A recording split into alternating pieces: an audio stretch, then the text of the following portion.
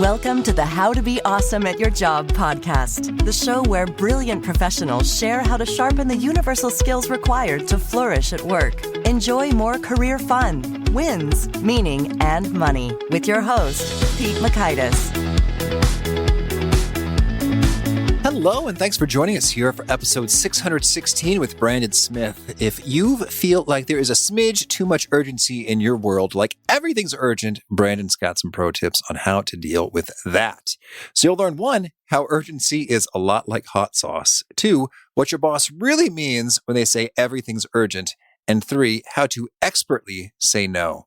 So if you want to check out your show notes or your transcript or the links to items we've referenced, you'll find that at awesomeatyourjob.com/EP616. And also, I hope you don't feel overwhelmed by all of the episodes we got. 616, wow. If you feel a sense of urgency or overwhelm there, check out the Gold Nuggets, which provide summary wisdom of each episode. So you can read that in an email in about 3 minutes that arrive on the day an episode comes out, as well as get access to the vault of all the episodes. So you can be all the more choosy with which ones you're going to listen to in their fullness versus read more quickly. That's called the Gold Nuggets at awesomeatyourjob.com. And now here's Brandon's story. Brandon went from not being able to order pizza due to a debilitating stutter to becoming a master communicator. He went on to teach communication 2 leading business schools and has won 12 teaching awards for his work in the classroom. Through his work with businesses, Brandon has helped countless employees go from being on the verge of getting fired to becoming some of the company's top performers. Brandon learned the secret of urgency, what he calls the hot sauce principle, and how different people can react to it all the better. Using the right amount, hot sauce can be the very thing that turns a bland or stressful workplace into a place of flavorful productivity. He shares this wisdom in his book, The Hot Sauce Principle. Big thanks to Brandon for sharing his wisdom with us. And big thanks to our sponsors. Check them out.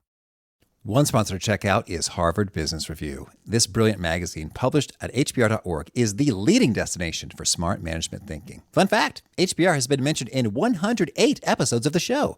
That's because HBR has great stuff that comes up often. They've got explainer videos, podcasts, real-world case studies, and much more. I think of HBR each night that I put on my special orange glasses. Their article, Will Blue Light Glasses Improve Your Sleep?, revealed that those who wore them reported better sleep and a 7% improvement in work performance as compared to those who wore the sham glasses. So I cite HBR anytime anyone tells me that I look silly wearing them. Now, much of HBR's content is available for free when you sign up at their site. Subscriptions that get you unlimited content cost $10 a month.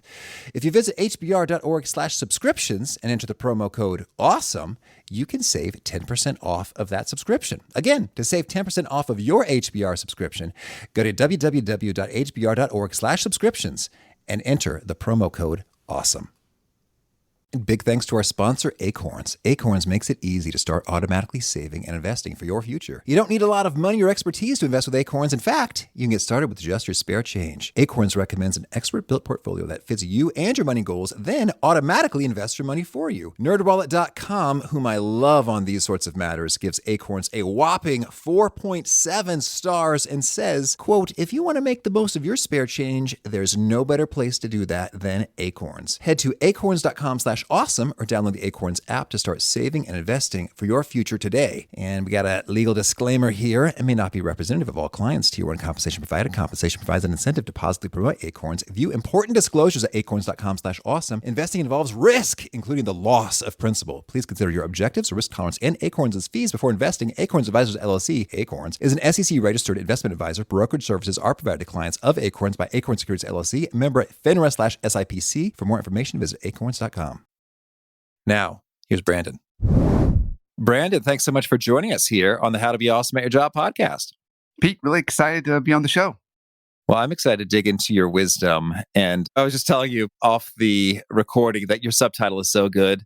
Your book's called The Hot Sauce Principle, How to Live and Lead in a World Where Everything is Urgent All of the Time. Everything is urgent all of the time. Yep. You are speaking to my experience and the exhaustion associated with that.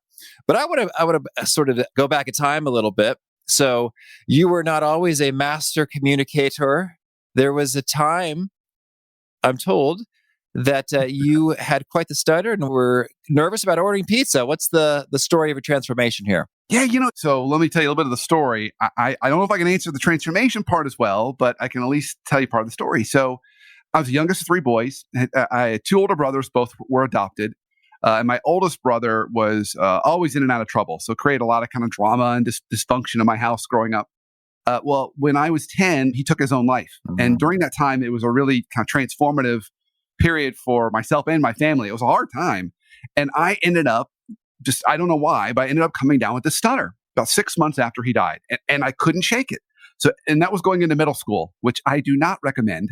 So every day before middle school, I would have to go in and see my speech therapist early in the morning. And we'd work on the letters that always tripped me up, which were the B's and the P's and the T's. So then I would work on those and then go on to the school day.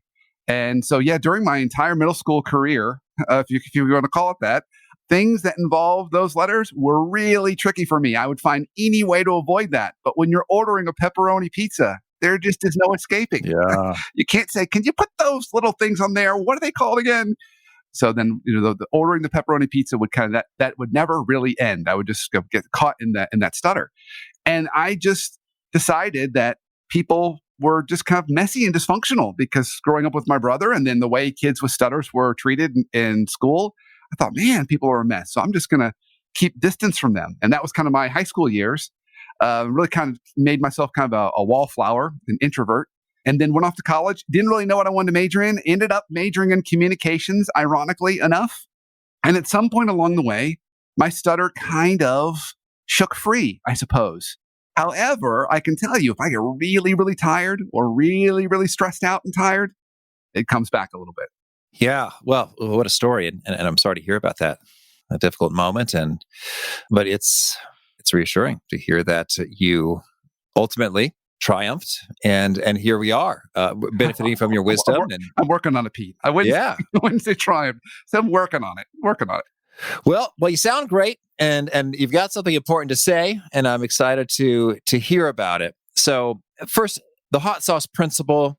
Why don't you just define that? What's the big idea there, and where's this term come from? Yeah, the big idea, what I was finding, so I wear lots of hats in the world. One of my hats is I'm an executive coach. Another hat, I teach at universities and business schools. And I was just finding that a lot of the people I was interacting with in the workplace, didn't matter what kind of job they had, didn't matter whether they were nonprofit, for-profit, big, small, worked in the United States, worked internationally. Two things were true. Time was everyone's precious resource, not money, it was time. And everything was urgent all the time. And that urgency was like hot sauce. One day it just kind of hit me. It's like just being hot sauce, just poured on everything. And why I love that concept of hot sauce for urgency for lots of reasons. One, I like it because a little bit of hot sauce is actually kind of a good thing. I mean, I like hot sauce. It adds focus. It adds flavor, makes things priority. But you put that stuff on everything. If you're like me, you're just going to be drenched in sweat, curled up in a ball, not really able to function. And some people can tolerate a lot of this stuff, and some people can't tolerate much at all. So it's a nice, simple way of thinking about how we deal with urgency, and that sometimes it's a good thing, but too much of anything, particularly urgency, is like hot sauce. It just overwhelms us. Yeah, but you mentioned some people can handle a little and some people can handle a lot. That reminds me of there's this like local comedian who's making a joke about how some people who are really into their hot sauce will sort of demean others. It's like, oh, you probably can't handle this. It is like, you're belittling me for having a tongue that works properly. Like, where else does this happen with regard to, oh man, you probably don't need glasses, but I need huge glasses. So we're going to dig into that, I'm sure, in terms of just how much you can handle and how much is optimal. And so then tell us then, what would you say is sort of the most surprising or fascinating discovery that came about when you were putting together this research associated with urgency and what we do about it? I think there's probably a couple things that really are big highlights that are important for us to think about. First, that urgency is a good thing. So if we kind of flip into another part of the workplace world, all the experts in change management, one of the more famous ones is a guy by the name of John Kotter, teaches at Harvard. Oh, we had him on the show. Oh, you've had him on the show? Yeah. Okay, well, then you know John well. Well, John's famous for change management. And when you look at a lot of the concepts he brings in his frameworks, he says, you know what? If you want to drive change, the first place you got to start is urgency. There has to be a high enough sense of urgency. So urgency is really important when we're trying to change. My kids always joke with me because every year, about a month out, 6 weeks out to a month out from my annual physical, I will start really doubling down on exercise and health, right? And they're like, oh, here comes dad's physical again. But it's that urgency, right? I want to show up really good for the physical. Creates that urgency. It gets us to change. So I think one big takeaway is that, urgency is a really good thing. It's a healthy thing. We need it. As one client told me many years ago, she said, I know I need to light a fire in my people, but sometimes I need to light a fire under them too. So we don't want to cut out hot sauce. But the problem is when we as leaders just think everything's urgent and we make our emotions, our anxiety, other people's problems. It's kind of like kick the dog syndrome. There's a whole new set of research studying emotions in the workplace. They call it emotional contagion. And one of the big takeaways in that research is that anxiety is one of the more contagious forms of emotions. It's super contagious. So we want to make sure that we're not, making other people feel that pain. That's a really, really bad thing. Oh, Brandon, that rings true in my experience. In terms of anxiety, I just pick up on it. It was just like, And you think about the year we're in, it's really easy for a leader to be really anxious about a lot of things, anxious about uncertainty, about where the business is going, anxious about their family or the health. And so are all our employees. They're all anxious too. So sometimes we actually need to be the calm in the storm. We've got to say, okay, I'm going to show calm today or peaceful today, so I don't freak everybody else out and they can focus and do their job. Okay. Well, so I'm with you. So urgency, it's not bad. We need some of it, especially in order to make a change. If you don't got it, it's probably not going to happen. And so at the same time, though, well, hey, we're in a global, worldwide disease pandemic at the moment with COVID-19 as we speak. Hopefully, people will be listening to this years from now and say, oh, I remember that. That was a difficult time. And I'm so glad it's such a distant memory now. But in addition to that, you say that professionals these days are in an urgency epidemic. What do you mean by that, and what are the consequences of it? So the real urgency epidemic is when other people put their urgency on us, on you. They make their problems your problem. Notorious for this would be like large publicly traded companies. So shareholders and everyone else putting so much pressure on them. So, what most C-level leaders do in those companies, I hate to say, is they just tell all their direct reports, all this stuff's urgent. You have to change it all right now. We've got to move on all of it now. And I was actually sitting in a meeting a few years ago with a senior leader who said this to the room. And one of his direct reports kind of raised their hand and said, well, I totally get that, boss. I totally understand, but it would help us to prioritize. So what's the priority? What's the order here? And he looked at him and he said, all of them are urgent right now, equally. And you could feel the room just deflate. So the real epidemic is everything being urgent all the time and having that pressure being pushed down on us. So it's kind of like it's rather than running a marathon where you say, okay, I'm going to be done at 26.2 miles. It's like run until you drop, because we can sprint, we can do urgency for a little while, but the school of thought is it needs to be more like interval training. Like you sprint, you get a little rest. You sprint, you get a little rest, not just run until you drop. And so that's what the real urgency epidemic costs us. It costs us exhaustion, burnout, and performance, and lots of other things. Yes, this is very much ringing true. And there's so much I want to dig into there. First, okay, maybe this is a quick one. With intervals, there's all sorts of different interval timers. I've got some of the apps on my phone and different recommendations for 4 minutes on, 1 minute off. Do you have a sense for what is quote unquote optimal interval if we really want to make some stuff happen and we also want to not burn out?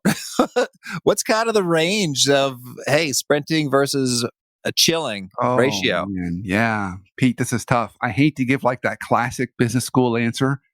It depends. But it really totally does depend. So for example, let's say we were a software company and we did a product release. Well, the natural time to do interval for rest would be right after the launch of a new product. Yeah. So if you're in that kind of a world where you have kind of like a beginning, middle, and end of something, then you want to take the break at the end. There was a company out in Silicon Valley a couple of years ago that tested this idea. And they would launch a new product every quarter. And then at the end of every quarter, they shut down their business for a full week, so everybody could rest. So nobody worked that week.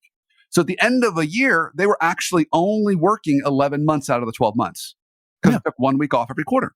That first year they did it, they had a higher productivity and higher performance and higher revenue than the year before. There you go. While working fewer total days. Yeah. Bam. Fewer total days. If you look at another example of that, you might say, like, in the quick service restaurant world, Chick-fil-A is number one in revenue per store. And they are only open 6 days a week. And they don't have the late night hours that McDonald's, fourth meal, Taco Wendy's, Bell, or Taco Bell, or any of the other players might have. So that's an example of interval training. They found a way to make that work in their rhythm. They did, 1 day off a week. So I think it really depends upon the business, but the notion's really important. So I think almost a better way to think about it is, if you're a leader or a manager, how can you give your folks a break, between sprints, so they get a moment to just catch their breath? And what are some creative ways you can do it that kind of work for your world? Yeah. Well, can you give us one or two or three creative ways right off the top of your head? So one would naturally be trying to find like an extra day off a week, or working from home. So there are many uncomfortable things and not pleasant things that came from 2020, but there are some positives. One positive is a lot of employers realize people can work from home. And that is a huge, not only morale boost and perk, but it impacts motivation if used in the right doses in a positive way. So allowing people the opportunity to work from home is probably going to be more like our new normal. My guess is, if we look out in the crystal ball, we're going to see people coming into the office, 1, 2, maybe 3 days a week, and then working from home the other days of the week. So that's an example of interval training, giving people a little more space to get things done. Another example would be, thinking about times and opportunities where you can close and turn off the whole business. So what makes this tricky is, if you're going to give someone a break, you got to make sure people aren't pinging them during the break. Yeah. Like, I could tell you, say, Pete, take this day off. But if customers are still calling you and they didn't get the memo, it's not really a day off. So boundaries is really important. So part of my background is I'm a trained clinical therapist, and any therapist, one of their passion areas is boundaries. And to really do this thing well, interval training and intervals and protecting ourselves from urgency, we've got to know how to set boundaries, know how to communicate that and say no when necessary. So I'll give you one more quick one. This is a personal tip that you could use. Everyone listening to this can use this. I started doing it this year, really easy. I stopped emailing people on the weekends, period. Now, it didn't mean I didn't do work. So Microsoft Outlook is the tool I use. They have a function, like a lot of emailing software tools, where you can schedule emails. So what I did was, I would still do my work, but I would schedule all my emails to go out on Monday morning when people were actually, supposed to be at work or working. And what I found when I did that was, I wasn't getting any emails on the weekend. Because before, when I would send an email, there would always be that super hardworking, ambitious person on the other end that would kick the email back with a response. And then I would respond. And then they would respond. And they were playing an email tennis match on Saturday afternoon. Well, I'm not playing email tennis matches anymore. And so it allowed me to really get ahead of the week and not feel that kind of pace and urgency. So that's a simple kind of interval training that we can all put into our lives. And if you're a manager, I would encourage you to tell your team that you're doing that, so they don't send you emails on the weekend either. Beautiful. Okay, cool. Well, so already so many great takeaways there in terms of, you've got to have some rest and you can think about creative ways to do that, shut down the whole business or the whole team, or have particular days off. And so there's a rhythmic groove that you're in, and establishing a boundary, showing out to others so that they follow up. So much good stuff here. I guess I also want to get your take on, it is really frustrating when someone says, all of these are urgent right now, and equally so. Now, in my opinion, and I want to get your take on this. One, I think when someone communicates that, it's really just laziness, and that they haven't actually done the work to determine what is in fact the most urgent and or important yet. That's my hot take. What are your thoughts? Does that jive with what you believe as well, or how do you see what's behind that message? Yeah, well, I agree with you completely. I would say, when we live in a world where time's our most precious resource and everything's urgent all the time, it will default us to become firefighters. We're not leaders. Doesn't matter people's title. Most people right now, most leaders, quote unquote, are firefighters. Yeah. And so when you're a firefighter, you're in a reactive posture. So that's what you're saying is, rather than being a proactive posture and really prioritize and sit down and plan, you're just reacting to the stuff that's burning that day. and then you're putting that on other people. So I agree completely. It's trying to get them to shift that behavior, which is one of the many antidotes you can do when you're getting someone trying to push that on you. Well, then lay it on us. How, if you think everything's urgent, and that rather means you haven't done the thinking through to determine what's truly more urgent, how do you recommend we go about thinking through that and arriving at some optimal decisions regarding the urgency of things? Yeah. So to help with this, for everyone listening who has a boss, I no longer want you to think of your boss as your boss. From now on, I want you to think of your boss as your number one customer or client. Okay. Because they really are. I mean, they are. They can decide to renew your contract or end your contract. So when we do that, it all of a sudden turns on a whole bunch of other tools and competencies that we have around client management. Because really, what we're talking about is client management. You want to sit down and say, Miss or Mr. Client, our boss, I totally understand that you want to get all these things done. Unfortunately, we have limited resources. So we have a couple options. One option is I would love to talk to you about the order in which we need to take these on and the importance of each so I can try to meet your needs with what we have. The other option is we can get more resources. So maybe we can find more people to get this done or get better software or whatever else we can invest. So which path would you like to go down? Essentially, it's client management, and you're forcing them to either trade off or offer more resources. That's also a boundary conversation. If you don't do that and you just say, yes, I'm going to get this done, then what you're sacrificing is yourself and your team, because you'll end up needing to work to 2 and 3 in the morning in order to get it all done. Yeah. Because there isn't enough resources. There isn't enough time. So you have to have the courage to also be willing to stand up for yourself and for your team to not sacrifice yourself in the process. Yeah. And this reminds me, is it called the project management trio in terms of like the scope and the resources and the timing? And there's sort of like a triangle there. And it's like one of them's got to shift. And I think scope could also maybe include quality. We could do a lot of stuff poorly. Yeah. Or we could do few things really well, given how much time and how many people we have available to do those things. And to just get very real about that. And so I guess I'm curious, there's all sorts of data suggesting that we human beings do a poor job of estimating how long things take. How do you recommend we get a clear handle on, this is really what is a manageable amount for us to bite off right now versus not too much? Oh, this is a tricky one. Now, the simple answer is time and wisdom helps to cure a lot of those ills. We just learn over time that, I estimated that was going to take 10 hours. Turns out it took 40. That was not a good decision. Like, I have not stained my deck myself in many years. Last time I did it, it took me 40 hours. Hot dog. I enjoyed doing it, but it took me 40 hours. The next year, I hired a crew. It was like $300, and they did it in like 4 hours. I will never stain my deck again. Yeah. So I think part of it is we learn over time. But the other part of this too is it's really important that if as best we can, we try and underpromise and overdeliver when it comes to things like this. Because when we don't make a deadline that we promise, we lose credibility. And when we lose credibility, it's in the book, it's part of a trust formula that I offer. We need to have trust in order to effectively push back on our manager. If she or he doesn't fully trust us, or we don't have that credibility, it's going to be hard for us to push back. They're not going to listen to us. So one of the many ways we gain credibility is by kind of meeting and exceeding expectations on a regular basis. And so it's all about kind of managing those expectations. So for example, I could tell my wife I'm going to be home at 6:00. If I come home at 7:30, she's going to be mad. If I tell her I'm going to be home at 6:00 and I come home at 5:30, she's going to be happy.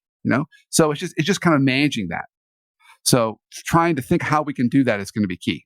Yes, and that really rings true with regard to with the trust. If you try to push back and there's low trust, the boss may very well say, "Nah, it's not that much. You can handle it." As opposed to, "Oh no, I really do believe that you're giving me your honest, genuine assessment of how long things take," as opposed to like you're sandbagging me because you're lazy, or something. So that's huge. And then under promise and over deliver. That's excellent.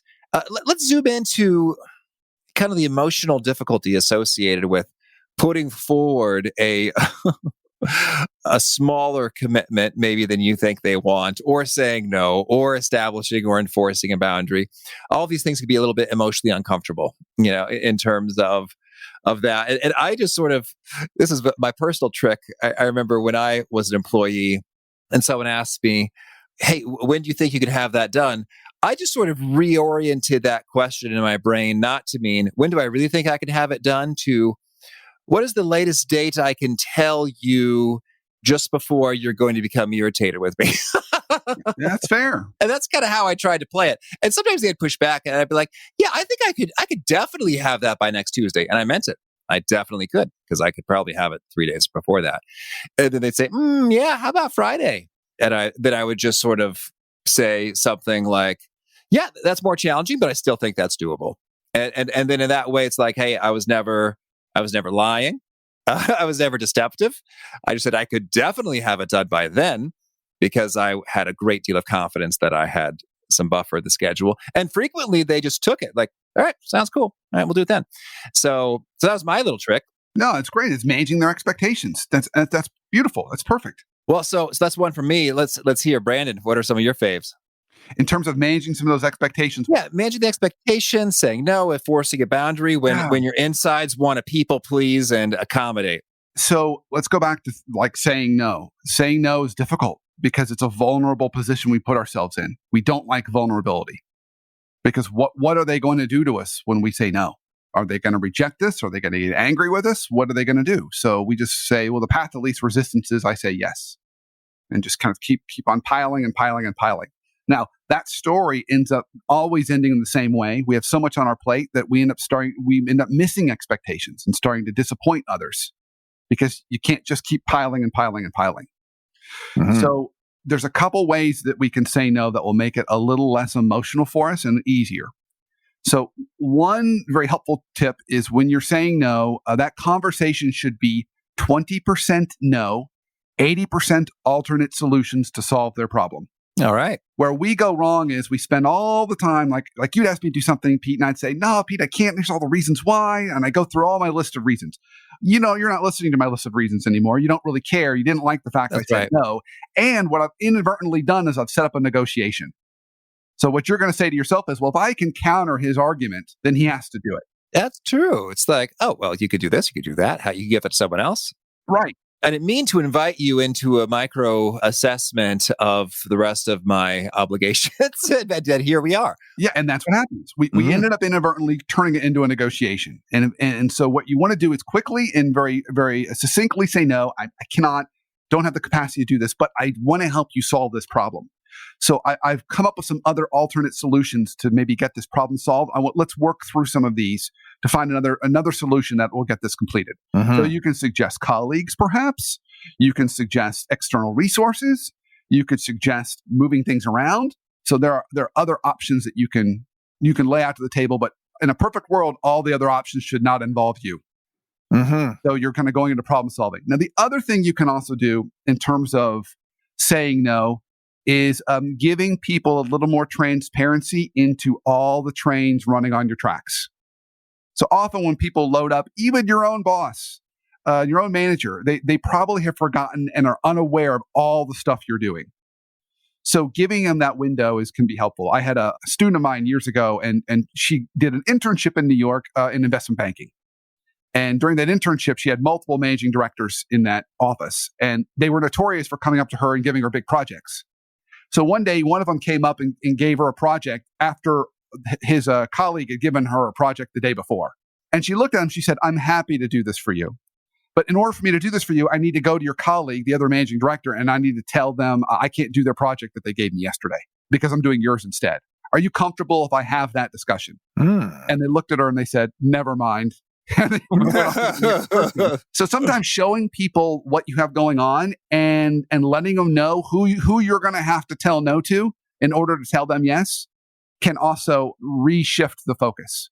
Because now we're getting into politics, and all of a sudden this person could put themselves on a political limb that they didn't realize, because now you're going to tell their boss no so you can do their project or whoever that person may be. Yes, and I like that so much, because it's honest, it's real, it's genuine. And then sometimes the person you communicate, you'd be like, oh, Not a problem. Happy to do that.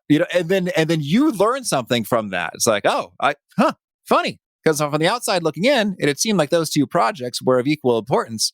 But apparently, one of them is way higher. Yeah. I didn't even know that. Yeah. And by having had that conversation and learned that, you're gaining some of that wisdom that kind of say, oh, okay, this is what's really important here and what is most valued in this team or organization.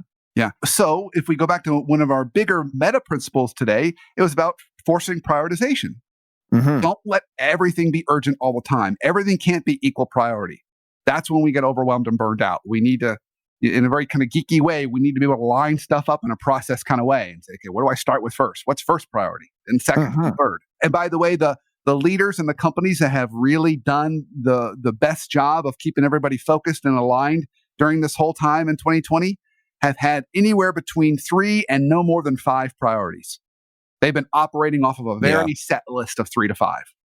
They haven't made everything urgent all the time. They've said, no, these are our big things we're going to focus on. Everybody line up around these. And it calms people's anxiety, gives people focus. It's like just that right amount of hot sauce. Okay, so yes, that 3 to 5 is great. The forced prioritization is powerful. One way is to just say, hey, I could do that, but in order to do that, I'm going to have to drop this. And sort of you share sort of the constraints. What are some of your other favorite ways of forcing a prioritization? So when you're thinking about going to your boss, it helps when you bring a menu. So rather than say, what do you want me to do? Okay, we want to be a little more on the author seat, and we want to bring them a menu. Say, I've got 3 different options for you today. Which one of these would you like to go down? Which path? So that's another way that we can force prioritization is by offering options. You'll learn a lot from people based on what they choose off that menu. Mm-hmm. So the kind of common example is I always feel bad for the creative types in the world because they routinely get customers that say, I don't know what I want, but I know it when I see it. Yeah. Kind of like forces you to just do all this guessing. But then if you bring them 3 options, say, well, which one of these do you like better? People can't always react to a menu. So spending that little extra effort in creating a menu will also teach you a lot. You'll learn a lot about what the incentives and motives are, and it'll help you kind of know what path you want to go down. I love that. And when I'm a manager, I like that as well in terms of that's sort of something I ask people to do is, okay, hey, each day send me a quick email on what you did today and what you plan to do tomorrow. And then that really helps me because one, I could say, no need to do that. let's do this instead. So I get the heads up, and so I can redirect as necessary.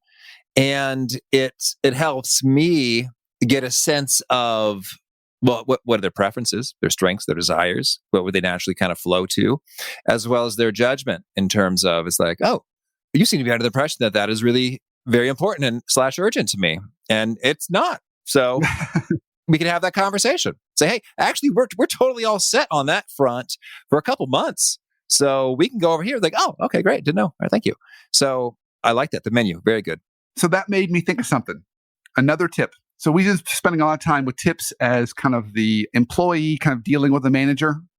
But there are tips about being a more effective manager in this stuff. So I'll tell you my favorite example that came from a client. So I was talking about this idea of urgency and hot sauce. He had a small technology company, about 50 employees, an anxious guy as it is.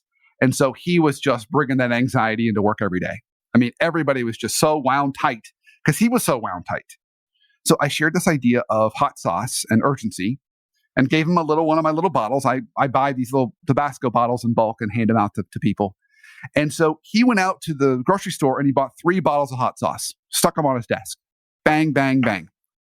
And every time he had an initiative or project that was urgent, when he assigned that project, he would hand that owner of the project a bottle of hot sauce to hold on to until the project was done. And why that was such a really great tip and technique that he did is because he only had 3 bottles to give out. So once all the bottles were given out, that's it. He can't make anything else urgent until someone gives a bottle back. Yeah. So thinking of forcing mechanisms like that you can do is also another way for you to manage the flow of hot sauce on your teams. So good. Well, Brandon, tell me anything else you want to make sure to mention before we shift gears and hear about some of your favorite things. The only other thing that I would say is also important when we think about hot sauce is just as managers and leaders, just being intentional. What really is important and making sure we're communicating that.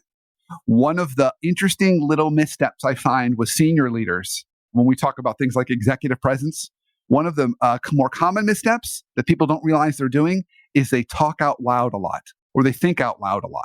Oh, to their teams. Yeah, to their teams. Mm-hmm. And what they're just thinking out loud, but their teams are interpreting that as an urgent priority.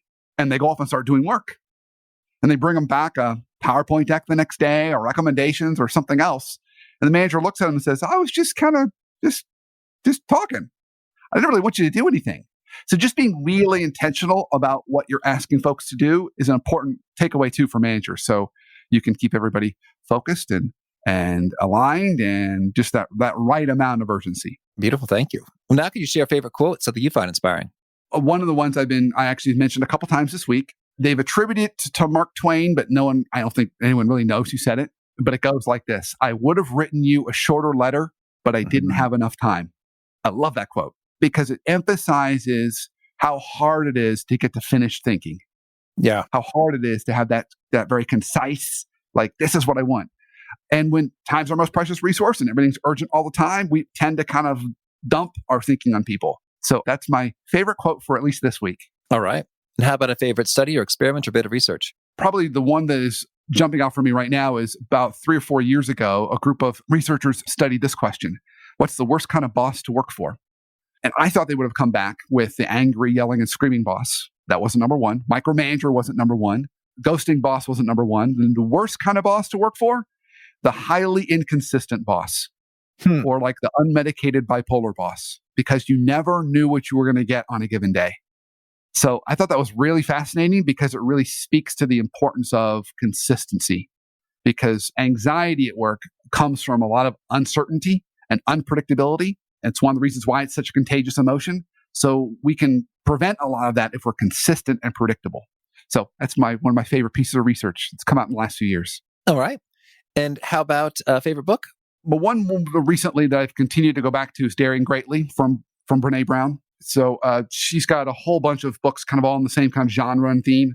But I like the study and depth around vulnerability. It's so important to us building relationships and even us being more effective as leaders. So I continue to find myself going back to that one. And how about a favorite tool, something you use to be awesome at your job? If I think of a simple one that everyone can do, scheduling your emails. Simple tool. Mm-hmm. Simple. So powerful, saves you so much time, saves you so much anxiety. Now, I would say in more recent years, the ability to learn how to hand things off to others who are better at it than you is a kind of tool. And I found it's gotten me happier, gained me more leverage, and really allowed me to do the stuff that only I can do. So I'm a big believer in finding ways to do that. And how about a favorite habit? Exercise. I've always enjoyed exercise and working out, but I've been really doubling down on that the last month. So I've been finding it's been yielding a lot of results. Maybe that's because I just had my annual physical. Yeah, right. Mm-hmm. We're coming full circle, but that's one that I think is really, really important. And is there a particular nugget you share with folks that really seems to connect and resonate with folks and they repeat it back to you frequently? Simple nugget, going to be something I'm going to be writing about in the future. It's distinction between being an author and editor. And we've touched on it a little bit today. But in every dynamic between a manager and a direct report, there's always someone who sits in the author seat and someone who sits in the editor seat. And knowing what seat to sit in is key. So as the manager or leader, you want to spend the majority of your time in the editor seat, which makes a lot of sense when you think about your great all-time direct reports. They would come to you and say, hey, Pete, there's a problem. Here's what I think we should do about it. I'd love to get your thoughts. They're authoring a solution for you to edit. But where we get stuck sometimes or tricked sometimes is we'll have a direct report say, what do you want me to do? And what they're doing is they're baiting you into authoring so they can sit back and edit. They can say, well, it's not my fault it didn't work out. He told me to do it that way. Right. So making sure that we're sitting in that editor seat as a leader is really important. It'll save us time and it'll make our teams better because it promotes ownership, initiative, and critical thinking with them. And then with our boss, we want to make sure we're sitting in the author seat. Bring them ideas, bring them a point of view and recommendations that they can react to, which again goes back to some of our comments earlier around how to more effectively manage our boss. And if folks want to learn more, get in touch, where'd you point them? It's very simple. You can Google the Workplace Therapist. That's my handle, and I'm the only one. So you can go to workplacetherapist.com. That's where my blog is, podcast, where you can get a copy of my book. Of course, it's also available on Amazon and other places where you might purchase a book. So, again, the title of the book is The Hot Sauce Principle. how to live and lead in a world where everything is urgent all the time. And do you have a final challenge or call to action for folks looking to be awesome at their jobs? I think particularly right now in 2020, I would say there's two. First, make sure you're setting healthy boundaries, because while people have been working at home and from home, we're seeing a lot of boundary creep. So making sure you're setting healthy boundaries and communicating that. That's really, really important. The second thing that I would add too is making sure you're finding ways to remind your boss and other leaders of the value that you're providing. We're not as visible. We're not in front of them every day. And no one likes to self-promote. But at the same time, we need to make sure that our bosses recognize the value that we're bringing, so we don't get passed over for that promotion, or we don't get looked over for new opportunities. So those would be two tips to particularly apply today. Well, Brandon, this has been a treat. I wish you much luck and all the things that have hot sauce on them. Thank you. Really enjoyed coming on the show. Thanks for having me. Thanks for all the great questions. I really enjoyed it. I really like Brandon's perspective about rethinking your relationship to a boss, not so much as boss, but as your most important client, which is one, true, and two, just as he says, activates a whole new set of skills. I think it brings all the more into focus the fact that you have choice in the matter in relationship. You are not sort of a slave or fully obligated to 100% have to do everything they ask for, but rather, this is an important relationship, someone you want to keep happy and delight, if at all possible. But, they're one client. In worst case scenario, if your client fires you, you can get some new clients. But most likely it's not going to come to that. You can simply realize, hey, here's some trade-offs, some concerns, some other things on my plate. Here's the top priority stuff we talked about. Those might be at risk. What are you thinking? It really does open that up in a quick and easy way with one reframe. Your boss is not so much your boss, but your top client. Good stuff from Brandon. Again, the show notes, the transcript, the links to items we've referenced are at awesomeatyourjob.com/EP616. If you haven't already, I recommend you push subscribe. You'll catch our next guest, David Cademy. He has got some perspective on productivity, how it's not about time management, it's about mind management. We spoke to him, when the show was but a pup, a youngster, well over 500 episodes ago. Well, he's got some new insight, and I'm looking forward to sharing it with you. Hope to catch you there. And peace. Thanks for listening. To get the most out of the show, we recommend two key things. First, check out the extra resources at awesomeatyourjob.com. You can find this episode's transcript and links, as well as the perfect episode for your situation. You can search the full text transcripts of hundreds of episodes or explore episodes tagged by topic and competency covered. Second, subscribe to the podcast and get future episodes automatically. You can subscribe by telling Siri and several other smartphones and speakers, subscribe to the How to Be Awesome at Your Job podcast, or by tapping subscribe in your podcast player of choice. If you'd like some extra help figuring out podcasts and how subscriptions work, visit awesomeatyourjob.com/subscribe for guidance. Hope to catch you on the next episode of How to Be Awesome at Your Job. Calling all coffee drinkers. If you've been trying to enhance your daily coffee routine, then Quest has got your back with their brand new iced coffees. Now available in 2 delightfully delicious flavors that'll be sure to add an extra pep in your step: vanilla latte and mocha latte. Quest has been on a mission to help fuel you with protein-forward foods you'll love. Each bottle of Quest iced coffee is packed with 200 milligrams of caffeine, the same amount as 2 cups of regular coffee, plus 10 grams of protein per serving to help you supercharge your day. And did I mention that they only contain 1 gram of sugar? It might just be time to cheat on your iced coffee with iced coffee. Find Quest iced coffees on Amazon.com/Quest Nutrition. That's Amazon.com/Quest Nutrition.